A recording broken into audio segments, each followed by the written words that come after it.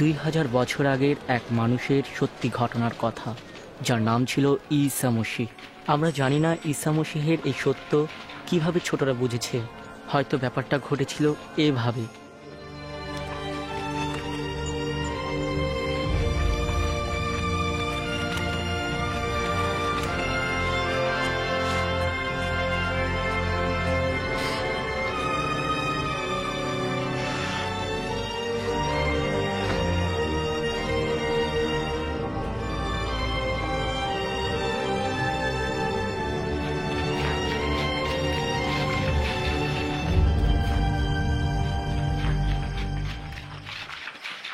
কেউ তোমাদের দেখেছে? আমাকে না, আমাকেও না।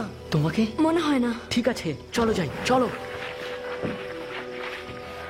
তোমার কথা ঠিক না। আমার বিশ্বাস ঈসা মসীহকে আল্লাহ পাঠিয়েছেন। আশ্চর্য কাজ করেন বলে এটা তো জাদু হতে পারে। তাই তো, আর কি হতে পারে? আসলে জুয়েল, এটা বোঝা কঠিন।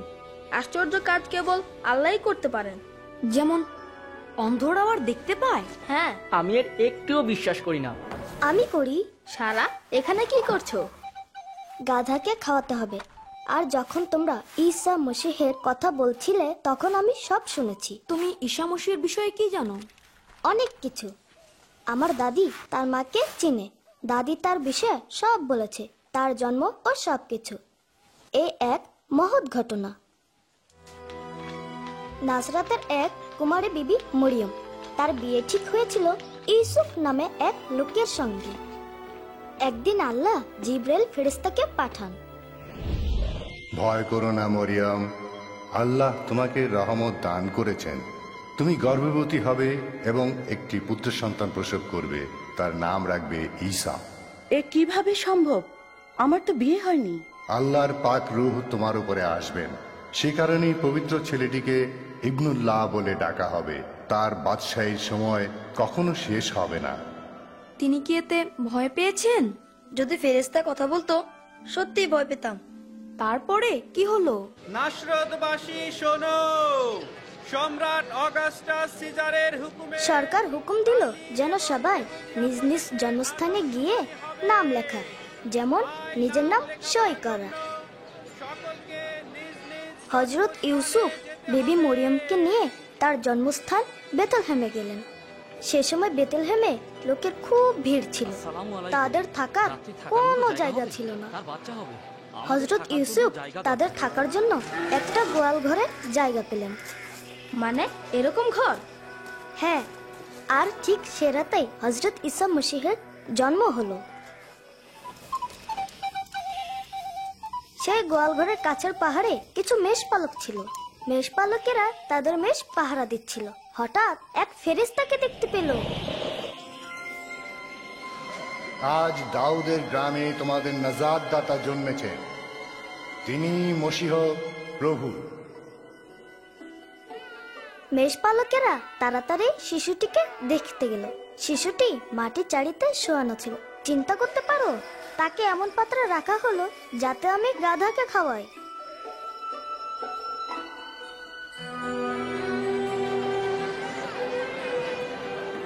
পরে বিবি মরিয়ম ও হযরত ইউসুফ তাকে জেরুজালেমের বাইতুল মুকদ্দাসে নিয়ে গেলেন। সেখানে আল্লাহ ভক্ত শামাউনের দেখা পেলেন। মাবুদ, তুমি তোমার কথা মতো তোমার গোলামকে এখন শান্তিতে বিদায় দিচ্ছ। আল্লাহর ওয়াদা ছিল মৃত্যুর আগে তিনি ঈসা মসীহকে দেখবেন। আমার চোখ তোমার নাজাতের ব্যবস্থা দেখতে পেয়েছে। এই সন্তান আল্লাহর মনোনীত। আল্লাহ তোমাদের রহমত করুন। আল্লাহ হযরত ঈসাকে বাছাই করেন যেন তিনি দুনিয়ার মানুষের সেসব ভুল চিন্তা, কথা ও কাজ ক্ষমা করতে পারেন যা আল্লাহর চোখে গুনাহ। ঈসা মসীহ ছিলেন শিশু, এখন বড় মানুষ। ছেলেবেলার কথা বলো। নিশ্চয়। দাদি বলেছেন ঈসা মসীহের 12 বছর বয়সে তার মা বাবা তাকে জেরুজালেমে নিয়ে গেলেন। তিনি বাইতুল মুকদ্দাসে সব আলেমদের সাথে কথা বললেন। এই ছেলেটি কার যে এরকম প্রশ্ন করছে? সে নাসরত থেকে এসেছে। আমরা ভেবেছি সে আমাদের সাথেই গিয়েছে। দয়া করে তাকে মাফ করবেন। পরে ঈসা মসিহ মা বাবার সঙ্গে বাড়ি ফিরলেন। জ্ঞান ও বয়সে তিনি বেড়ে উঠতে লাগলেন। সমস্ত উপত্যকা ভরা হবে, সমস্ত পাহাড় পর্বত সমান করা হবে। একদিন ঈসা মসিহ হযরত ইয়াহিয়ার কাছে গেলেন। ইয়াহিয়া লোকদের তরিকাবন্দি দিচ্ছিলেন, আর ওই দিন ঈসা মসিহকেও তরিকাবন্দি দিলেন।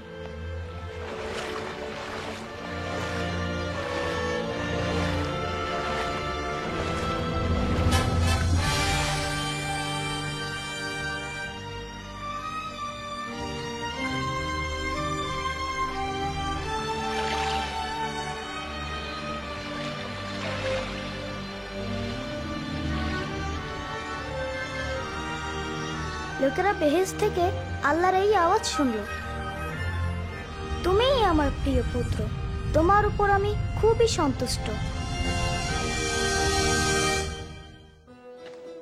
পরে তিনি কি করলেন? লোকদেরকে আল্লাহর সম্বন্ধে শিক্ষা দিতে তিনি বিভিন্ন জায়গায় গেলেন।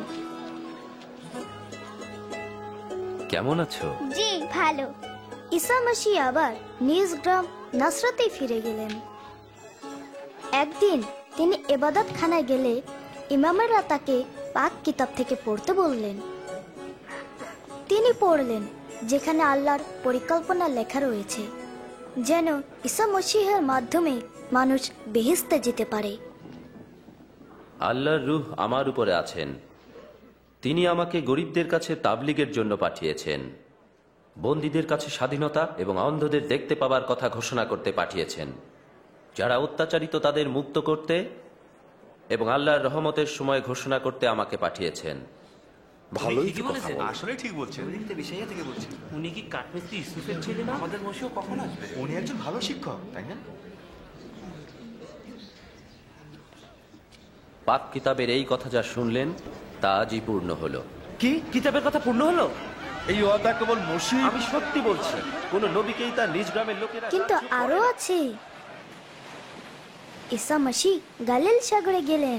নৌকাটি দূরে গভীর পানিতে নিয়ে যাও, তারপর মাছ ধরতে তোমরা সেখানে জাল ফেলো। ও হুজুর, সারা রাত আমরা পরিশ্রম করেছি, কিন্তু কিছুই পাইনি। তবু আপনি যখন বলছেন, আমি আবার জাল ফেলে দেখি। ইয়াকুব, ইউহান্না,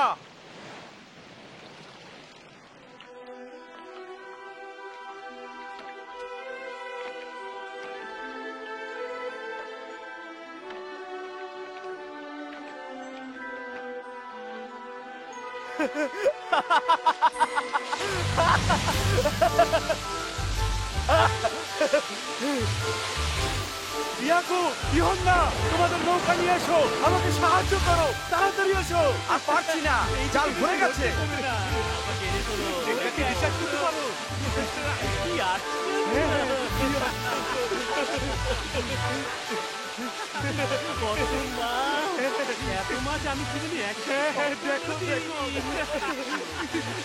তখন পিতর বুঝেছিলেন যে ঈসা মসিহ আল্লাহর পবিত্র পুত্র, কিন্তু পিতর ভয় পেয়েছিলেন। তিনি জীবনে অনেক ভুল করেছেন। পিতর বুঝতে পারেননি তার মতো পাপীকে ঈসা মসিহের মতো পবিত্র ক্ষমতাশালী লোক এভাবে গ্রহণ করবেন। আমার কাছ থেকে চলে যান হুজুর, আমি একজন গুনাহগার। ভয় করো না, আমাকে যেতে হবে। হ্যাঁ, আমারও যা দরকার। আমিও চলি। দেখা হবে। দেখা হবে।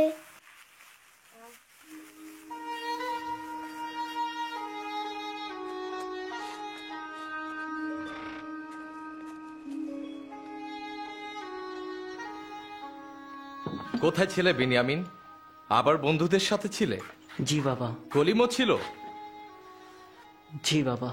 আমি অনেকবার বলেছি তুমি ওই ছেলেদের সাথে মিশবে না, কিন্তু বাবা। তার বাবা ঈসার সম্পর্কে আজগুবি কথা বিশ্বাস করে। কোনো ভুল আছে? আমাদের বিশ্বাস আল্লাহ এক মহান রাজা পাঠাবেন। তোমার বন্ধুর বাবার বিশ্বাস গোয়াল ঘরে তার রাজা জন্মেছে। কি বোকা! কিন্তু ওনার চিন্তা যদি ঠিক হয়? থাক বিনিয়ামিন, আমরা এ নিয়ে আর আলাপ করব না। ঠিক আছে। দুষ্ট লোক তার পথ ত্যাগ করুক, আর খারাপ লোক তার সব চিন্তা ত্যাগ করুক। সে মাবুদের দিকে ফিরুক, কারণ তিনি সম্পূর্ণভাবেই মাফ করবেন। তোমরা আনন্দের সাথে বাইরে যাবে, আর শান্তিতে তোমাদের নিয়ে যাওয়া হবে। আজকে কি হয়েছে শোনো, আমি সেখানে ছিলাম। কি? বলো। আল্লাহর মহব্বত সম্পর্কে ঈসা মসীহ বলছিলেন। ভিতরে অনেক লোকের ভিড় ছিল, বাইরে আরো লোক অপেক্ষা ছিল। সবাই তাকে দেখতে চাইল। হুজুর, হুজুর, দয়া করে আমার একমাত্র মেয়েকে বাঁচান। দয়া করুন হুজুর, মাত্র 12 বছর বয়সে মারা যাচ্ছে। দয়া করে আমার সাথে চলুন হুজুর। যাই, আমি দুঃখিত। ওনাকে আর বিরক্ত করবেন না হুজুর। আপনার মেয়েটি মারা গেছে, হুজুরকে আর কষ্ট দেবেন না। ভয় করো না, কেবল বিশ্বাস করো, সে বেঁচে উঠবে। তোমরা শুনছো উনি কি বলছে? এটা কি সম্ভব? তোমরা কি বিশ্বাস করো এটা? ভালো হবে? কিভাবে এটা হবে?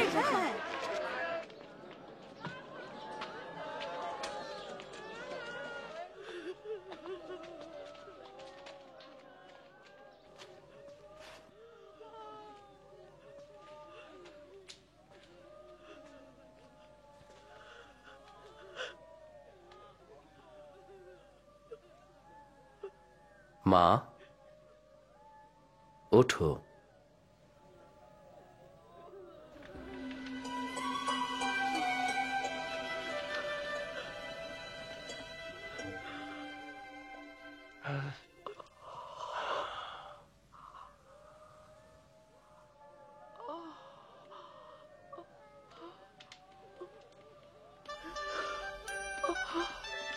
ওকে কিছু খেতে দাও। ও, আসলে কি তাই হলো? নিশ্চয়, সে এখন সম্পূর্ণ সুস্থ লোকের মতো। আমার বাবা বলেন ঈসা মসীহের খারাপ বন্ধু আছে। সে বলে তারা গুনাহগার। হ্যাঁ, এটা সত্যি, কিন্তু ঈসা মসীহ সবাইকে মহব্বত করেন, সে যেই হোক না কেন। আমার বাবা মথি সম্পর্কে বলেছেন যে লোকেরা শহরে আসলে সে তাদের কাছ থেকে কর আদায় করত।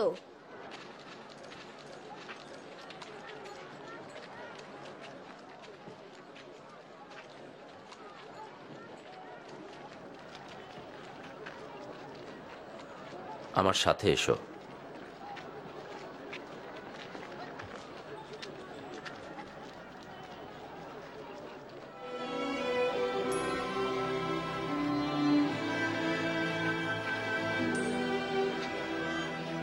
মথি ঈসা মসীহের বাছাই করা 12 জন সাহাবীর একজন। তারা ঈসা মসীহের ভালো বন্ধু। তারা উনার সঙ্গে সবখানে গিয়ে আল্লাহর সম্পর্কে শিক্ষা দেন। সাহাবীরা হচ্ছেন সিমন পিতর, আন্দ্রিয় পিতরের ভাই, ইয়াকুব, ইউহন্না, ফিলিপ, বর্থলময়, অবশ্যই মথি, থোমা, অন্য ইয়াকুব, আরেকজন সিমন, এহুদা ইয়াকুবের ভাই এবং এহুদা ইস্কারিয়ত। তুমি কিভাবে এত মনে রেখেছো? সে খুব চালাক। তুমি কিভাবে বুঝবে? তুমি তো একটা বোকা। আমি নই। তুমি গাধার মতোই বোবা। দুষ্ট, সে আমার বন্ধু। কাকে দুষ্টু বলছো তুমি? এসব বাদ দাও। এই, কে আমাকে থামাবে? তুমি? মারো, মারো, তাকে আঘাত করো, খুশিটা করো, পালাও মাটিতে, চালাও এবার, মারো। ইস, কি ঝগড়া।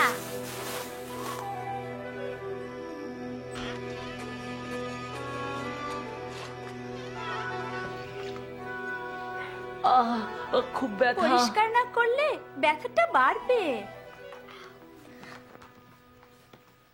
কি হয়েছে? ঝগড়া করেছে। তোমাকে জিজ্ঞেস করিনি লেয়া। দুঃখিত। কলিম আমাকে খুব মেরেছে। ওরা সারাদের গোয়াল ঘরে ঈসা মসীহের বিষয়ে কথা বলে। আগেই বলেছি, ঈসাকে নিয়ে আলাপে ভালো কিছু আসবে না। সে আমাদের বাদশা নয়, হবেও না। কিন্তু বাবা, আমার মনে হয় তিনি সত্যি ইবনুল্লাহ। থাক, হয়েছে।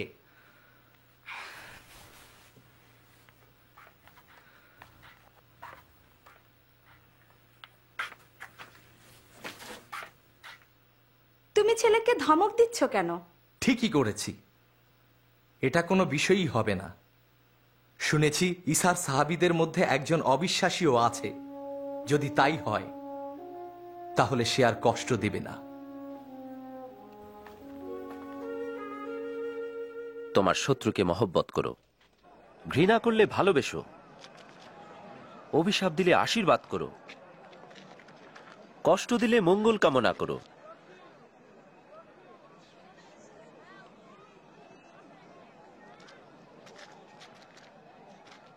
কেউ যদি তোমার এক গালে চড় মারে, তাহলে অন্য গালটিও পেতে দিও।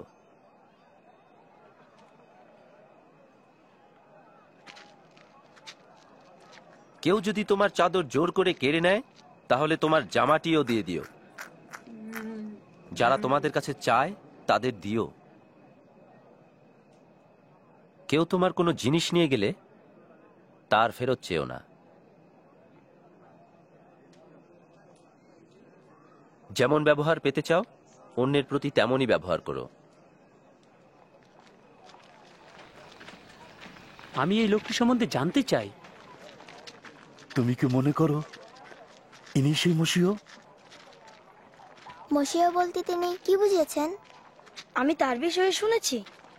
মসিহর তো ওয়াদা করা সেই লোক। চলো তার পিছনে যাই।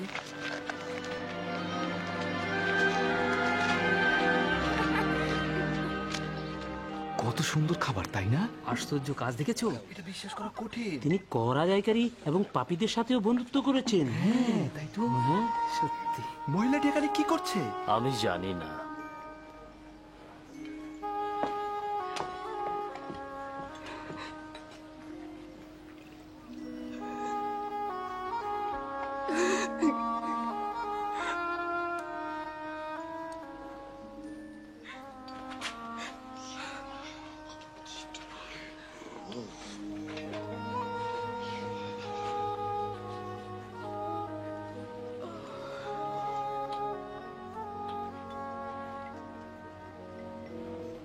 যদি এই লোকটি সত্যি একজন নবী হতো, তাহলে সে বুঝতে পারত কে তাকে স্পর্শ করছে। সে জানতো কি জঘন্য পাপের জীবন সে কাটায়। শিমন, আমি জানি এই মহিলাটিকে।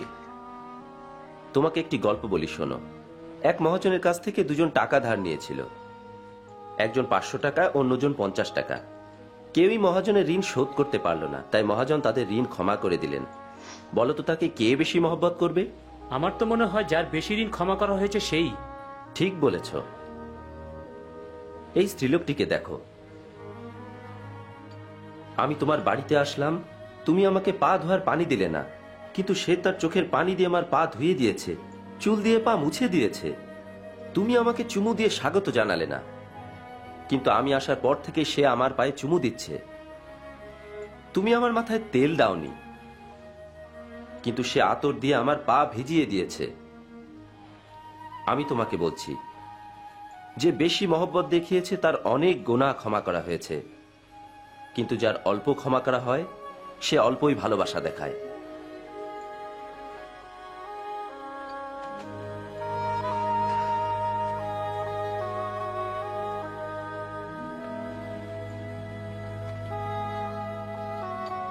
তোমার গুনাহ মাফ করা হলো। তোমার ঈমানে রক্ষা পেয়েছো, শান্তিতে চলে যাও।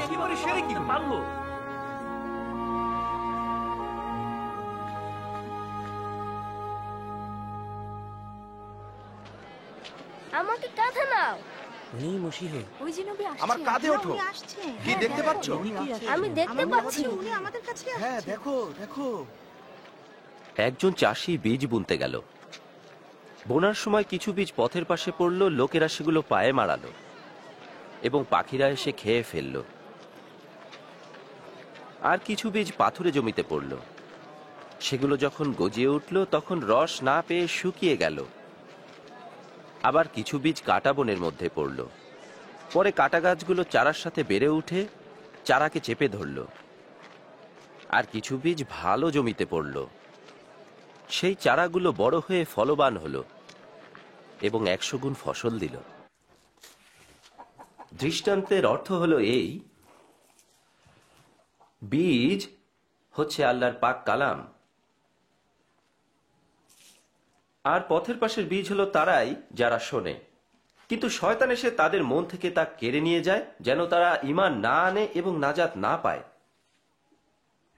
পাথুরে জমিতে পড়া বীজ হলো তারাই যারা আনন্দের সাথে কালাম শোনে এবং গ্রহণ করে, কিন্তু তাদের শিকড় গজায় না। তাদের ঈমান ক্ষণস্থায়ী, আর যখন পরীক্ষার সময় আসে তখন তাদের পতন হয়। কাটা গাছের মধ্যে পড়া বীজ এমন লোকদের মতো যারা শোনে, কিন্তু সংসারের চিন্তাভাবনা, ধন সম্পত্তি এবং সুখভোগের মধ্যে তা চাপা পড়ে। তাদের জীবনে কোনো ফল দেখা যায় না। আর যে বীজ ভালো জমিতে পড়েছিল, এরা তারাই যারা ভালো মনে কালাম শোনে ও শক্ত করে ধরে রাখে।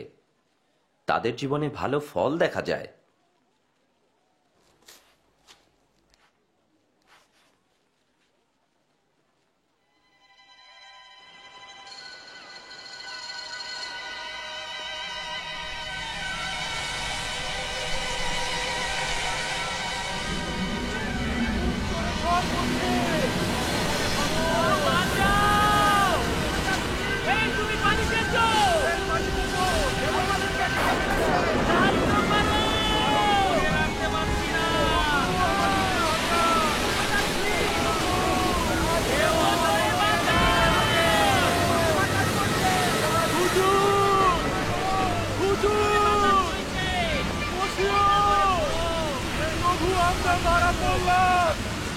প্রচন্ড ঢেউ আমাদেরকে ভাসিয়ে নিয়ে যাচ্ছে।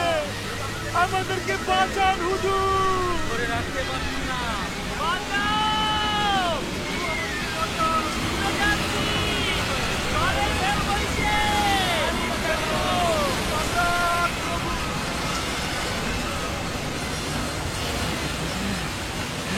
ঝড় থামছে, বৃষ্টি থামছে। ও বাঁচলাম। আমরা বেঁচে গেছি। সমস্ত প্রশংসা আল্লাহ। কোথায় তোমাদের ঈমান?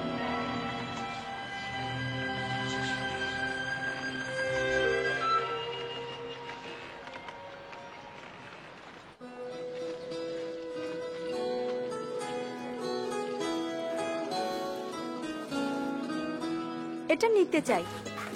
এটার দাম কত? নাদের, নাদের, শুনেছো ঈসা মসীহ আসছেন? সে এখানে আসছেন? উনি শহরের বাইরে আসছেন। চলো আমরা যাই। চলো।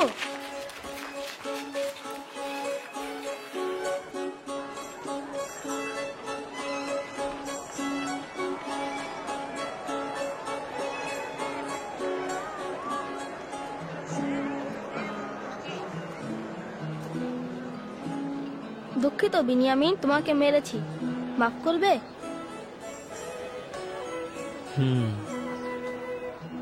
হুজুর, এই লোকদের বিদায় করে দিন, যাতে এই লোকজনেরা আশেপাশে গ্রামে যেতে পারে আর খাবার ও থাকার জায়গা খুঁজে নিতে পারে, কারণ এটা খুব নির্জন জায়গা। তোমরা নিজেরাই ওদের কিছু খাবার দাও। কিন্তু আমাদের কাছে মাত্র 5টি রুটি আর 2টি মাছ আছে।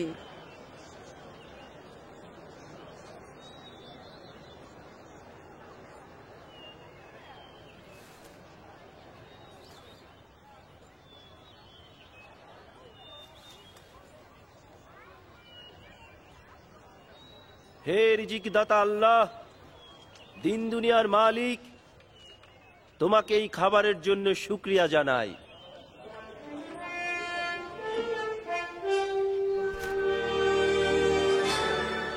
ওয়াও, সবার জন্য যথেষ্ট। অবিশ্বাস্য।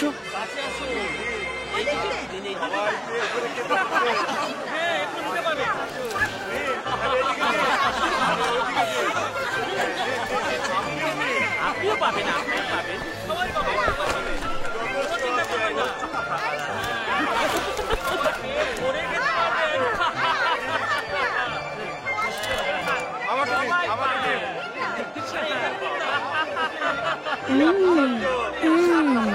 এখনো কেন বিশ্বাস করছো না যে তিনি ইবনুল্লাহ?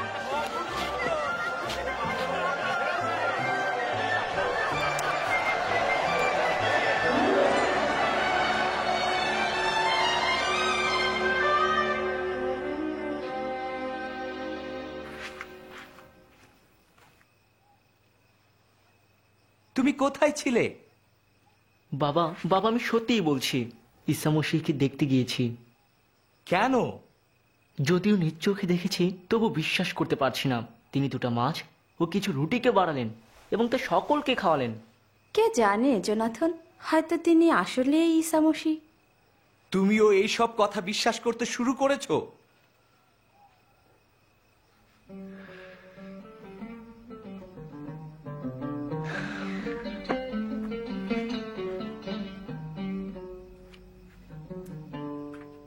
তাহলে আমরা কি করব? আল্লাহর কালাম কি বলে আপনি কি তা পড়েছেন?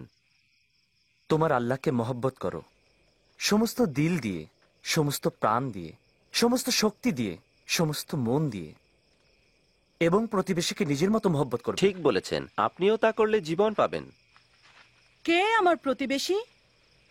এক সময় একজন লোক জেরুজালেম থেকে জিরিহ যাচ্ছিল।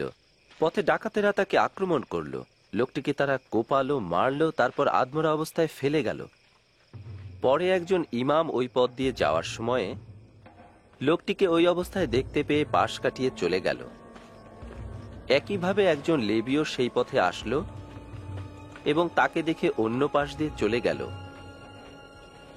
এরপর একজন সমরীয় ওই পথ দিয়ে যাওয়ার সময় লোকটিকে দেখতে পেল। তাকে দেখে মমতায় তার হৃদয় ভরে গেল।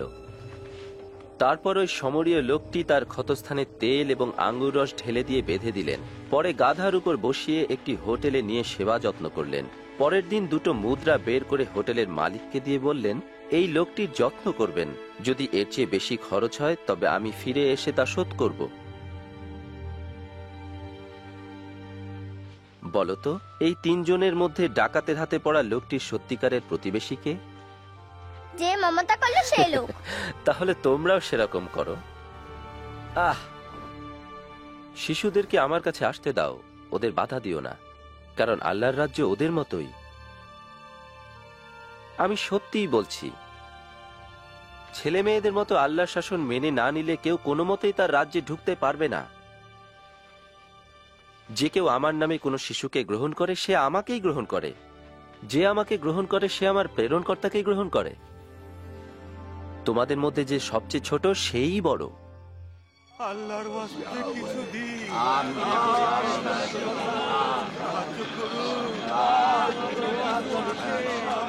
ও ভাই, কি হচ্ছে? ঘটনাটা কি? নাসরাতের ঈশা এই পথ দিয়ে যাচ্ছেন। হুজুর, দাউদের বংশধর ঈসা, আমাকে মেহেরবানি করুন। লোকটা আশ্চর্য কাজ করতে পারে। মনে হয় সে কি সাহায্য করতে পারে? এই চুপ করো, চুপ করো। আমি তোমার জন্য কি করতে পারি? আমি আবার দেখতে চাই।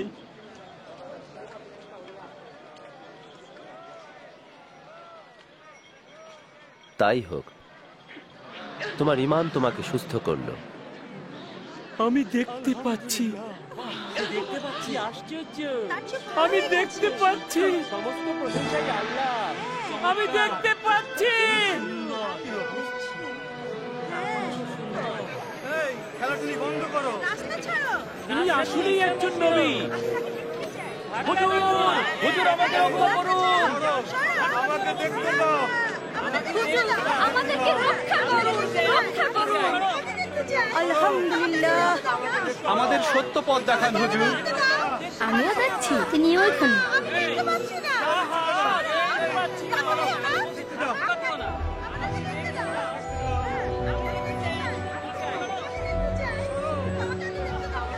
ওই লোক গাছে উঠেছে কেন? সে বেটে, তাই দেখতে পায় না। সব কেউ নেমে এসো, আজ আমি তোমার বাড়িতে থাকবো। আমার বাড়িতে? উনি একজন পাপী লোকের বাড়িতে। ওর বাড়িতে কে থাকতে চায়? কেন তার বাড়িতে? এ কর আদায় করে। সব কেউ কিভাবে ঈসাকে চিনতে পারলো? ওনার বাড়িতে যাওয়াটা ওনার উচিত হয়নি। তার বাড়িতে কেন? এটা খুব ভালো। দয়া করে আপেলটা দেবেন, দয়া করে রুটিটা দাও। চমৎকার। আর একটু পানি নেবেন? হ্যাঁ, খুব ভালো খাবার না? শুনুন, রুটিটা দাও। আমি আমার সম্পত্তির অর্ধেক গরিবদের দিয়ে দেব। আমি যদি কাউকে ঠকিয়ে থাকি তাহলে 4 গুণ তাকে ফিরিয়ে দেব।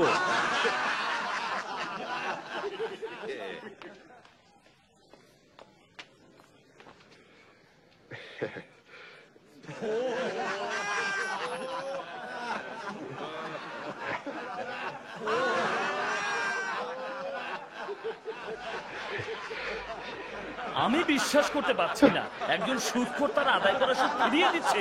এটা অবিশ্বাস্য। এই ঘরে আজ আল্লাহর নাজাত এসেছে। এই লোকটিও ইব্রাহিমের বংশধর। হারানোদের খুঁজতেই ইবনে আদম দুনিয়াতে এসেছেন।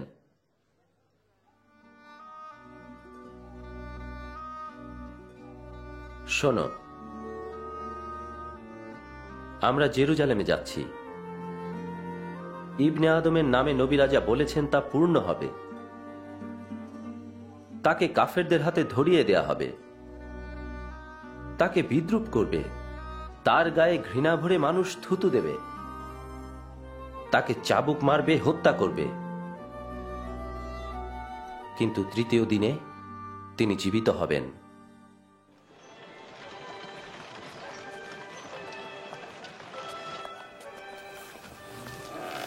এই সারা, এই যে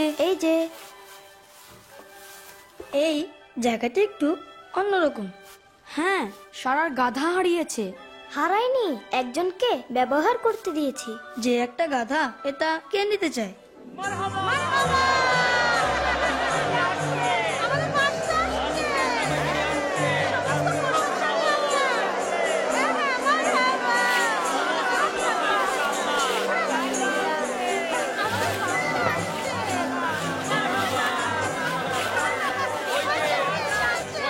হুজুর, আপনার উম্মতদেরকে একটু চুপ থাকতে বলুন। আমি বলছি, তারা চুপ থাকলে এই পাথরগুলো চিৎকার করে উঠবে। মারহাবা, মারহাবা। 6, 7, 8, 9, 10, 11, 12, 13, 14, 15, 16, 17, 18, 19, 20, 21, 22।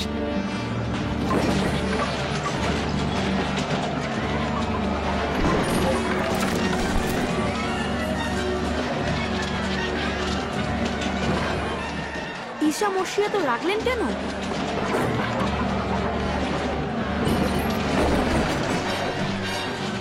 তারা বাইতুল মুকদ্দাসে আল্লাহর ইবাদতের বদলে হাট বাজার বসিয়েছে। পাপ কিতাবে আছে, আমার ঘর মোনাজাতের ঘর হবে, কিন্তু তোমরা তা ডাকাতের আড্ডাখানা করে তুলেছো।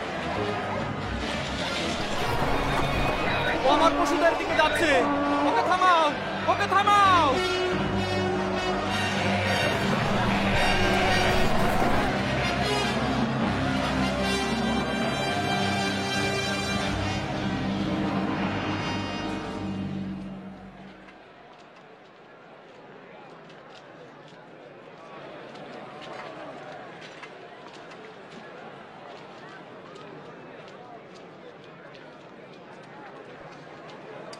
এ দান তো একেবারেই অল্প।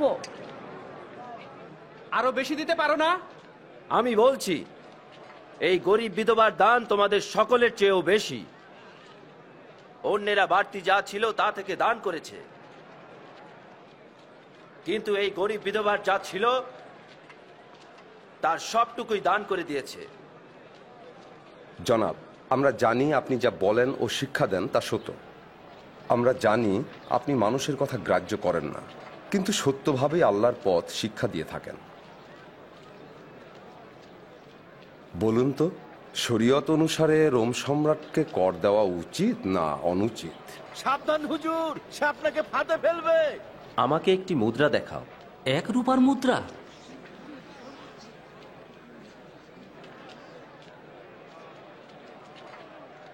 এর উপরে কার নাম আর ছবি আছে?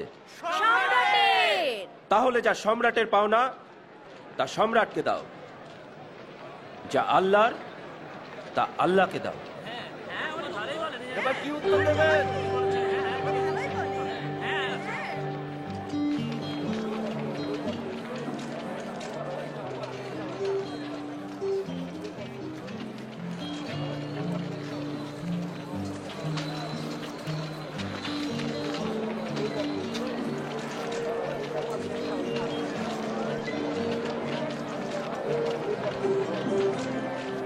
দেখো, ওই যে পিতর, কি মনে হয় সে কি করছে?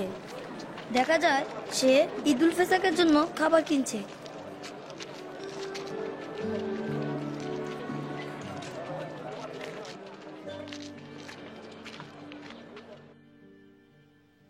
আমার খুব স্বাদ ছিল দুঃখ ভোগের আগে তোমাদের সাথে ঈদুল ফেসাকের ভোজ খাওয়ার। এজন্য বলছি, আল্লাহর রাজ্যে এর উদ্দেশ্য পূর্ণ না হওয়া পর্যন্ত কখনো এই ভোজ খাবো না।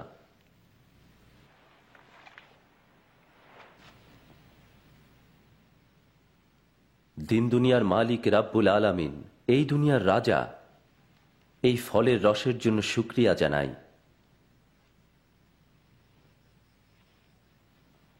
নাও, এটি সকলের মধ্যে ভাগ করে দাও।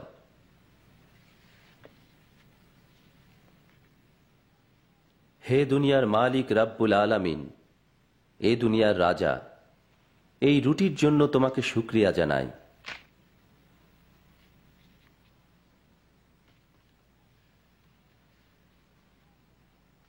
এই আমার দেহ, যা তোমাদের জন্য, আমার শরণার্থে এটি করো। এই পেয়ালা আমার রক্তে নতুন ব্যবস্থা, যা তোমাদের জন্য।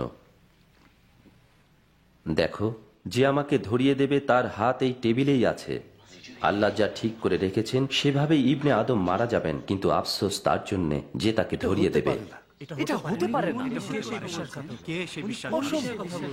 আমরা বুঝতে পারছি না। হুজুর, কে সেই বিশ্বাসঘাতক? কোন বিষয়ে কথা বলছেন? এটা হতেই পারে না। এটা হতে পারে না। কে সেই বিশ্বাসঘাতক? হুজুর, আমি আপনার সাথে জেলে যেতে প্রস্তুত আছি, এমনকি আমি মরতেও পারি। আমি বলছি পিতর, আজ মোরগ ডাকার আগে তুমি 3 বার আমাকে অস্বীকার করে বলবে যে তুমি আমাকে চেনো না।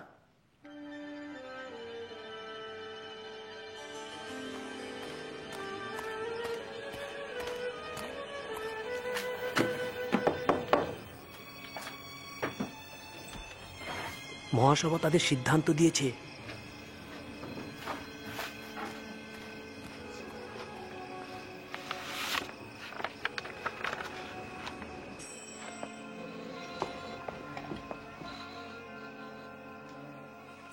জোনাথন, কি হলো? মনে হয় তথাকথিত রাজার রাজত্ব শেষ হয়ে আসছে। এইমাত্র মহাসভার খবর পেলাম ঈসার সাহাবী এহুদা ইসকারিয়ত ঈসাকে ধরিয়ে দেওয়ার জন্য সাহায্য করতে রাজি হলেন।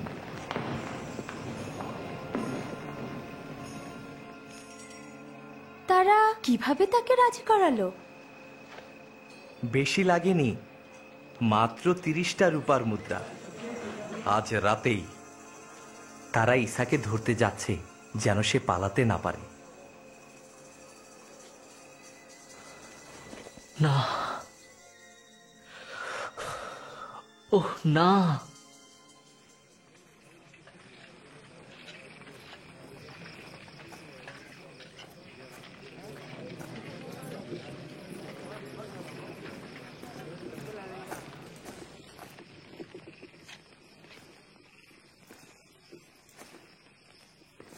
ইহুদা,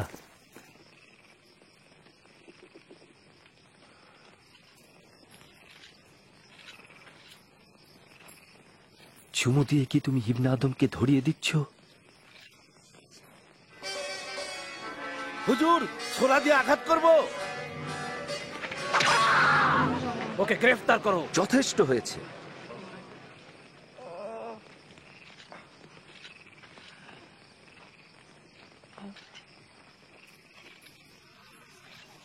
আশ্চর্য ব্যাপার। আমি কি ডাকাত যে তোমরা ছোরা আর লাঠি নিয়ে আমাকে ধরতে এসেছো? দিনের পর দিন আমি তোমাদের সাথে ছিলাম, তখন তো আমাকে ধরনি। কিন্তু এখন তোমাদেরই সময়। অন্ধকারের রাজত্ব এখনই শুরু হয়েছে।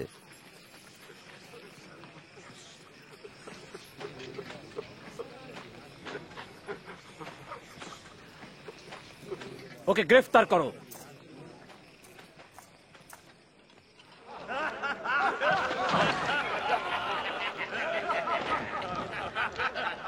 এই দেখো, একজন রাজার জুব্বা। বলো তো দেখি কি হচ্ছে। আপনি আমাদের রক্ষা করবেন মহারাজ, আমাদের রক্ষা করবেন। এই মানুষটাও ঈসার সাথে ছিল। না না, আমি ওকে চিনি না। আমি ওদের একসাথে দেখেছি।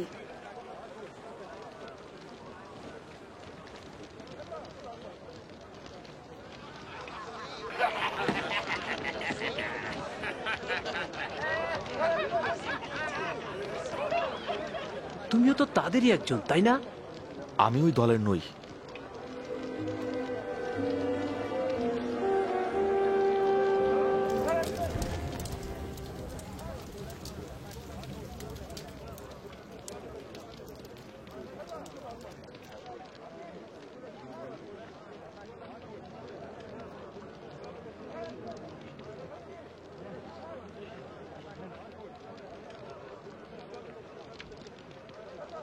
এই লোকটি যে ঈসার সঙ্গে ছিল তাতে কোনো সন্দেহ নেই, কারণ সেও গালিলের মানুষ। চলে যাও। জানি না আপনারা কোন বিষয়ে কথা বলছেন।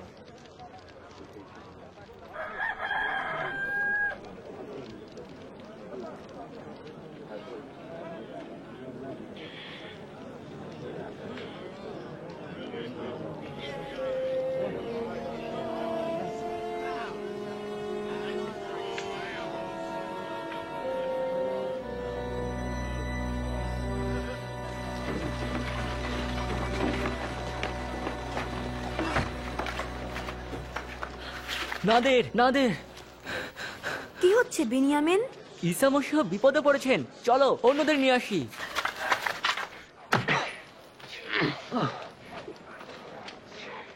বল তো কে মারলো? ভবিষ্যৎবাণী করে বল, কে এখন তোকে মারবি? থামো, আমি বলছি থামো, ওকে আদালতে নিয়ে যাও। যাও।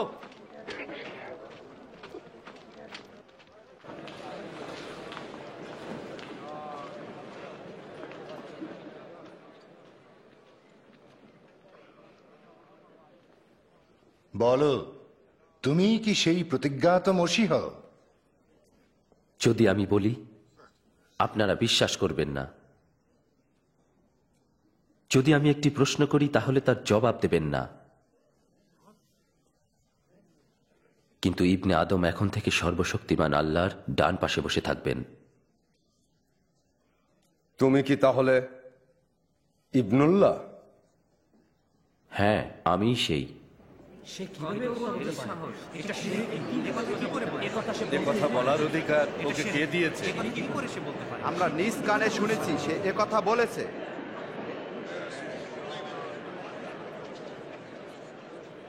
আমরা তাকে পিলাতের কাছে নিয়ে যাব।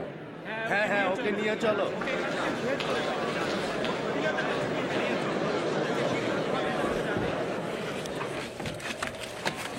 ঈসা মসীহকে পিলাতের কাছে নিচ্ছে। পন্তিও পিলাত, সে রোম সম্রাটদের মধ্যে সবচেয়ে খারাপ। সে এরই মধ্যে হাজার হাজার মানুষকে ক্রুশে ঝুলিয়ে মেরেছে।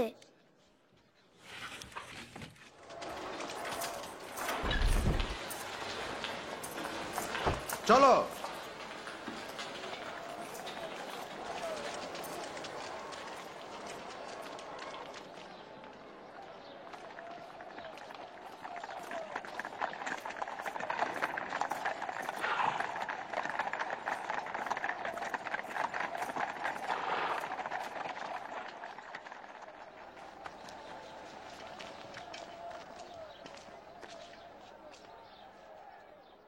তোমরা এখানে কি চাও? এত সকালে এখানে কেন? এই লোকটি লোকদেরকে বিপথে নিয়ে যাচ্ছে। সেই বাইতুল মুকাদ্দাসে গন্ডগোল বাঁধিয়েছিল। তার কি বিচার হবে? ওর বিচার করুন। আমি তো এই লোকটির কোনো দোষী দেখতে পাচ্ছি না। সে দোষী নয়। আমরা জানি সে দোষী। সে সম্রাটকে কর দিতে নিষেধ করে। সে নিজেকে মসীহ বলে দাবি করে, রাজা মনে করে। কি রাজা? এই, তুমি কি ইহুদিদের রাজা? আপনিই তো বললেন। সে গালিলে শুরু করেছে, এখন সে এখানেও এসেছে। কি গালিলে? সে কি গালিলীয়? ও যদি গালিলের হয় তবে বিচারের ভার হেরোদকে দেব। হেরোদ তো এখন জেরুজালেমেই আছে। হেরোদের কাছেই নিয়ে যাও।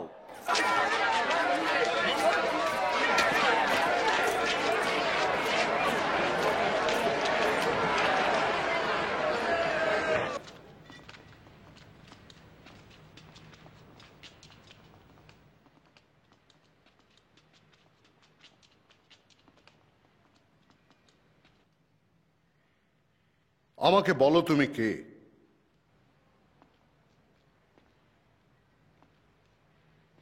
তুমি যাদেরকে সাহাবী বলো তারা কারা?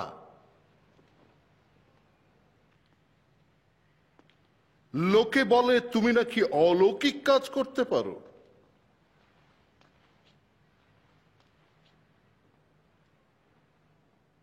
তাহলে একটা করে দেখাও তো।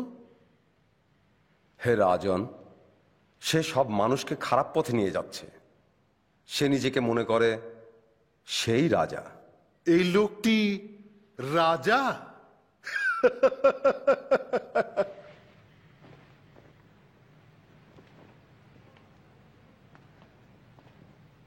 মহারাজ,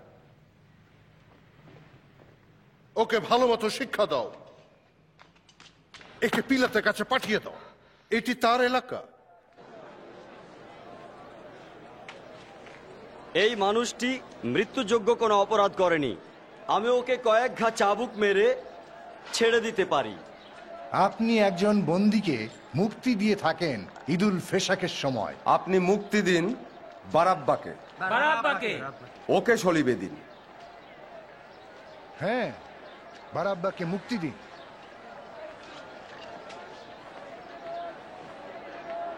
ওকে সলিবে দাও। তুমি তুমি ওকে চাবুক মারো।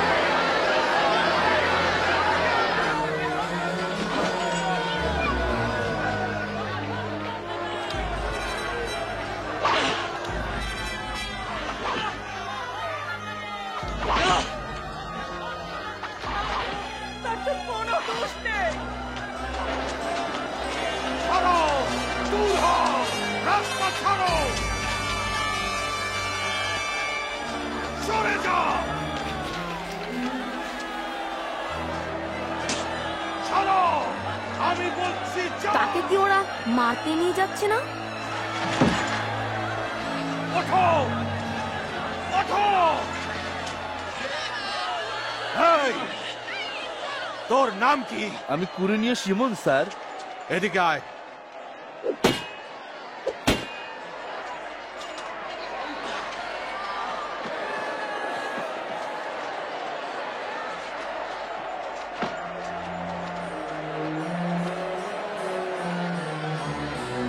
সর, ছেড়ে দাও।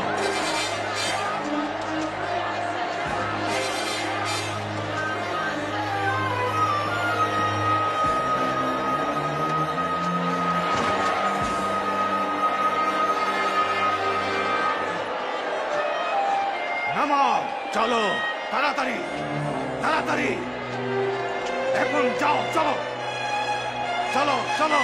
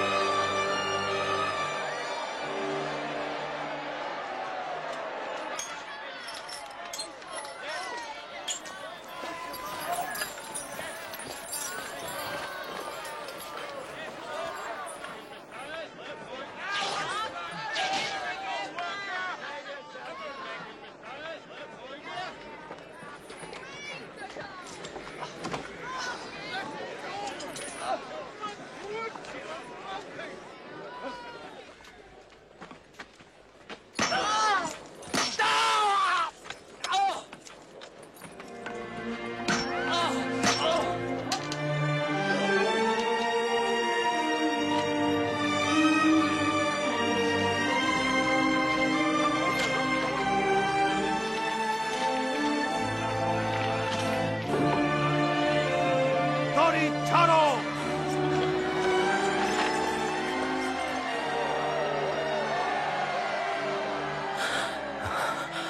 এদের মাফ করো পিতা, কারণ এরা কি করছে তা জানে না।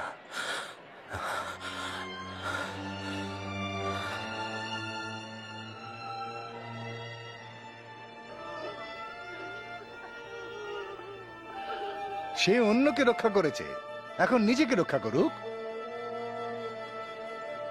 তুমি যদি মসিয়া হও তাহলে নিজেকে রক্ষা করো, পারলে শরীফ থেকে নেমে আসো।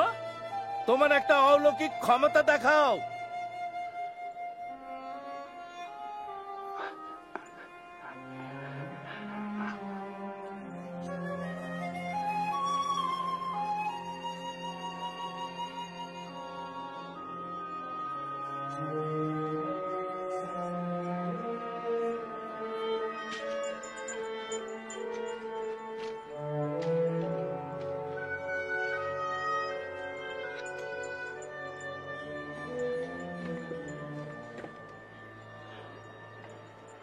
ওইটাতে কি লেখা আছে? সে ইহুদিদের রাজা। ঈসা মসিহ রাজা হলে তাকে মারছে কেন? আমি জানি না।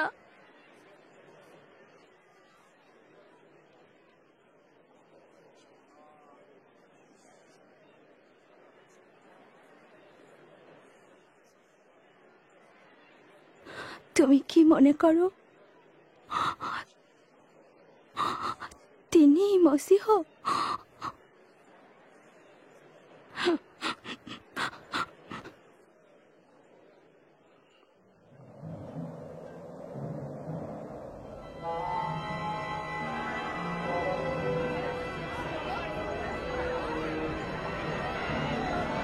হ্যাঁ, কি হচ্ছে?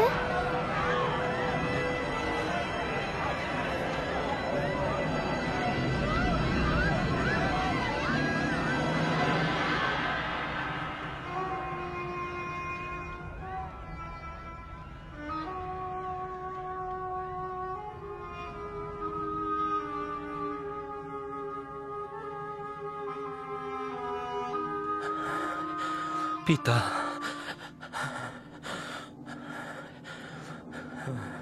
তোমার হাতে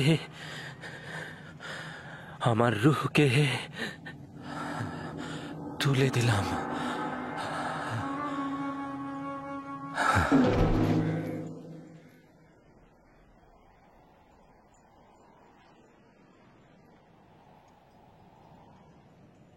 আমি ঈসা মসিহের দাফনের জায়গাটা ঠিক করেছি।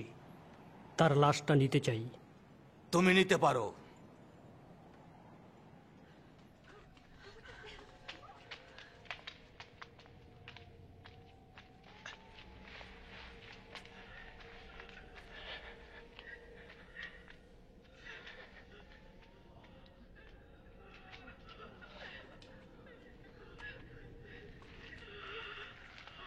আমাদেরকে মাফ করুন, আমরা প্রভুর লাশের সাথে যাচ্ছি। আমি সাহায্য করি, কিন্তু শীঘ্রই বিশ্রামবার আসছে।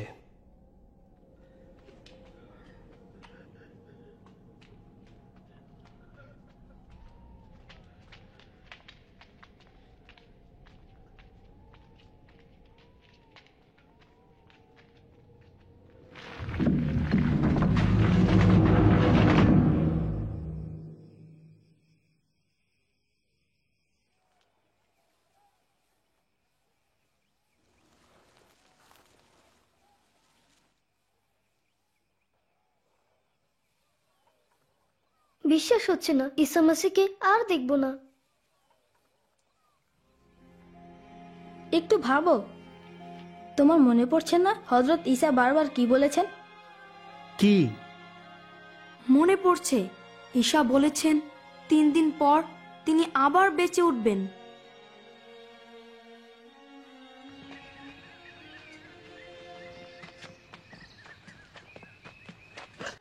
দেখো, পাথরটা সরানো।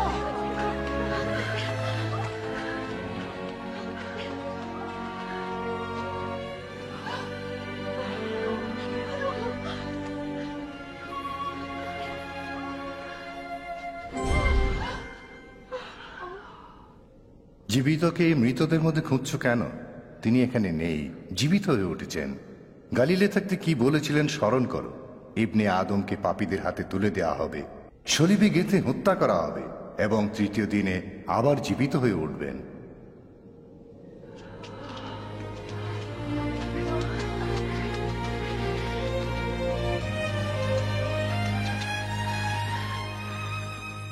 শোনো, পাথরটি সরিয়ে ফেলা হয়েছে। আমরা ভিতরে ঢুকে দেখলাম প্রভুর লাশ কবরের মধ্যে নেই। নেই? তখন দুজন লোক আমাদের কাছে আসলেন। তারা ফেরেশতা, তাদেরকে উজ্জ্বল দেখাচ্ছিল। তারা আমাদেরকে বলল, মৃতদের মধ্যে জীবিতকে খুঁজছো কেন? এ কথা সত্য। বিশ্বাস করো, সত্যি বলছি। আমরা তাদেরকে দেখেছি, তোমরাও দেখে এসো। কবরটি খালি পড়ে আছে। আমাদের প্রভু বেঁচে উঠেছেন। পিতর, আমাদের কথা বিশ্বাস করুন।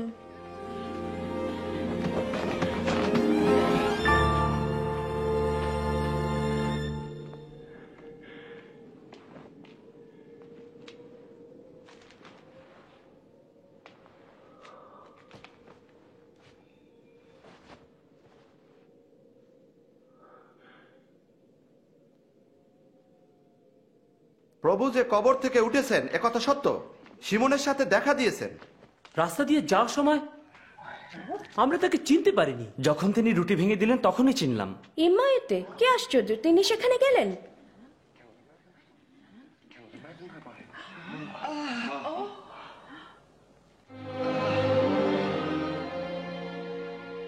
আসসালামু আলাইকুম।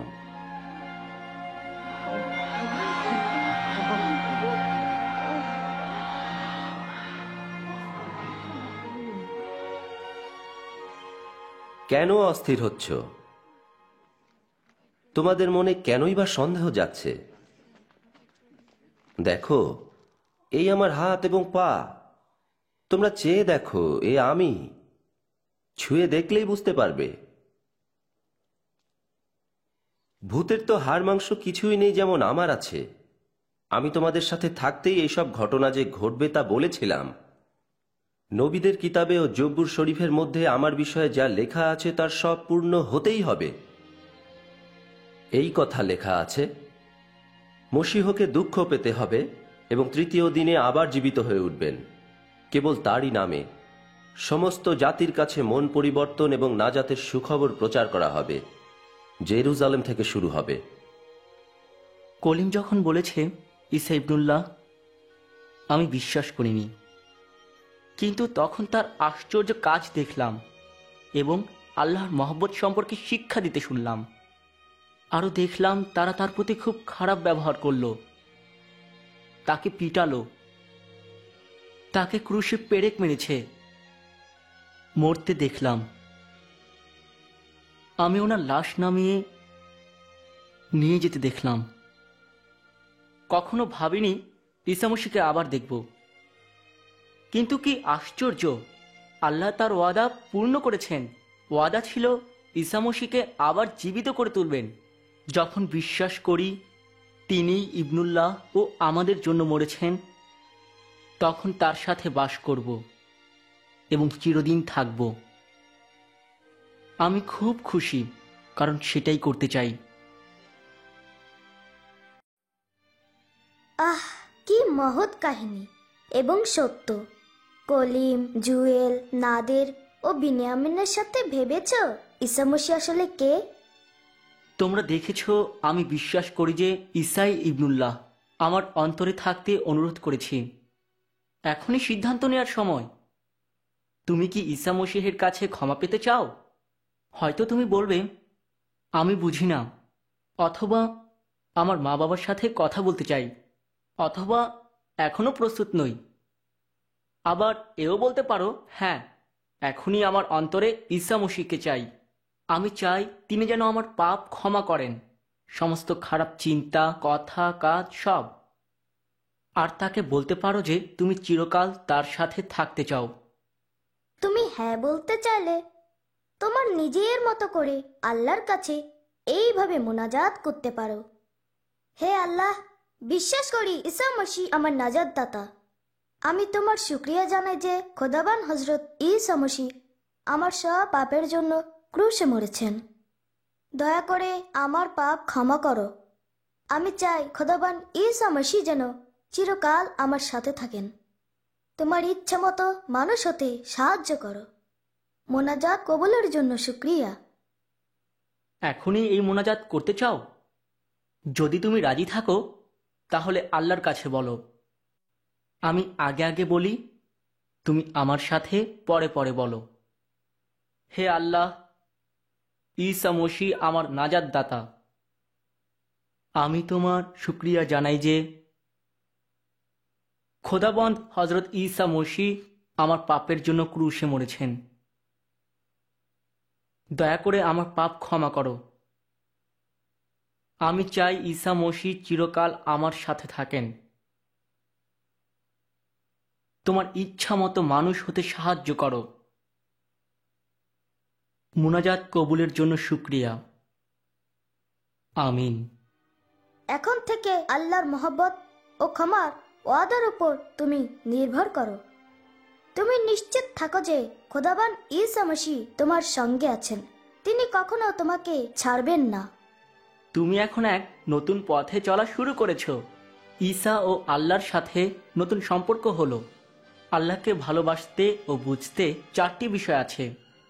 প্রতিদিন কিতাব থেকে আল্লাহর কালাম পড়ো, সেখানে আল্লাহর হাজার ওয়াদা লেখা আছে। আল্লাহর কাছে সব বিষয়ে সব সময় সবখানেই মোনাজাত করা যায়। বন্ধুর কাছে ঈসা মসিহর কথা বলো। ঈসাই ইমানদারদের সাথে সব সময় যোগাযোগ করো। ঈসা মসিহের কথা তোমাদের বলতে পেরে আমরা খুব খুশি। যাও, আমাদের মতো তোমার বন্ধুদেরও জানাও।